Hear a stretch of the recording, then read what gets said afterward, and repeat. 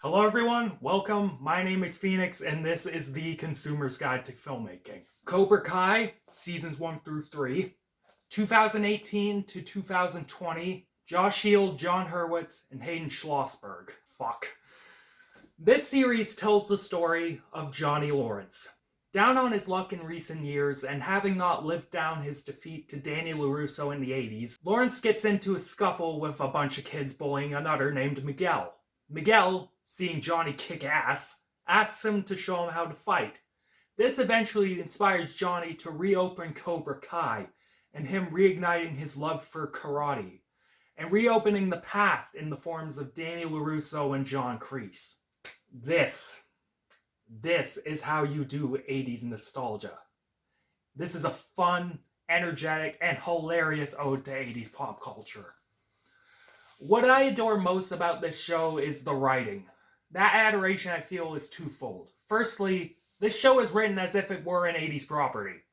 It drops characters that grew up in the 80s into now, and it also writes modern characters as if they were 80s stereotypes. The dialogue isn't PC, but it's charming, it's quippy, and it's incredibly endearing.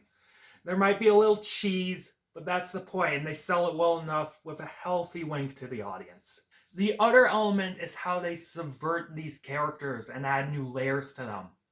The main character, Johnny Lawrence, starts this show as a deadbeat. Out of touch, drunk, barely making ends meet, and having no real relationship with his family.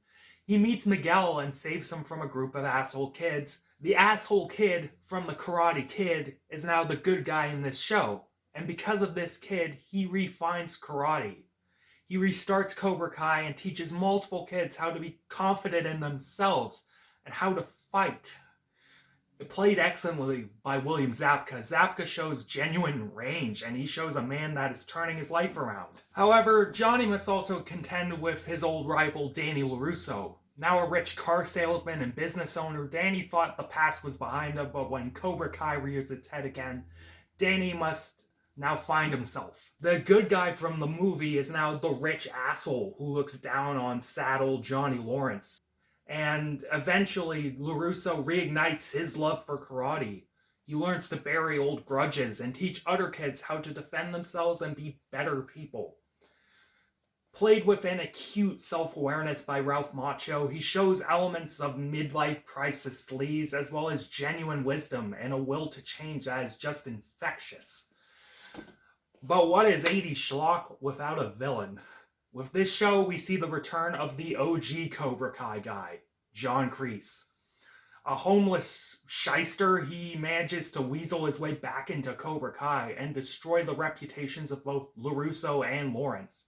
However, in this show, we learn why he is the way he is. Serving in Nam, his commanding officer destroyed him mentally, instilling in him his survival of the fittest mentality. And using it to this day, he steals everything that everyone holds dear, including Johnny's son. Martin Kove may have aged, but his age serves him. And he plays Kreese just the same, but with that added desperation of an old man that wants to take back what is his.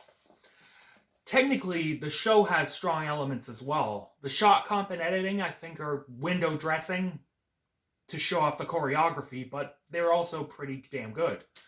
But the choreography in this show is damn impressive. It's well cut, and it hangs on fight scenes for wide shots a lot of the time, and it really only cuts to hide some stunt work. A lot of these kids in the show, all of whom give decent performances, clearly learned enough of these techniques to throw some decently staged punches and kicks, and could take a bump or two. The score and soundtrack in this show are classic 80s cheese. Hard rock, hair metal mixed with orchestra music blasting during fight scenes. It gets you fucking super amped. I love it.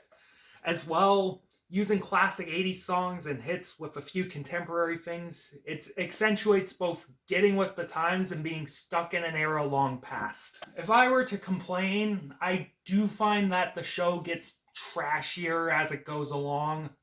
The first season, I think, is genuinely smart in terms of how they present the characters, retelling the first movie, essentially, but with fresh faces and subversive spins. After that first season, when we really start to focus on the kids, that's when shit gets a little CW and gets super teen drama.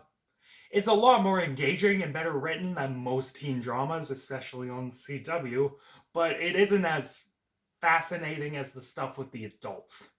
The school fight at the end of season 2 was really dumb and only got good at the end when they introduced some genuine fucking consequence when fucking Miguel like takes a fucking dive off the stairs.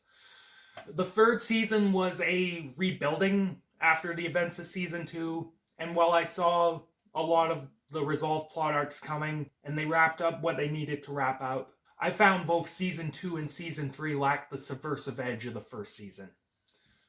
But overall, though, Cobra Kai is a hell of a good time.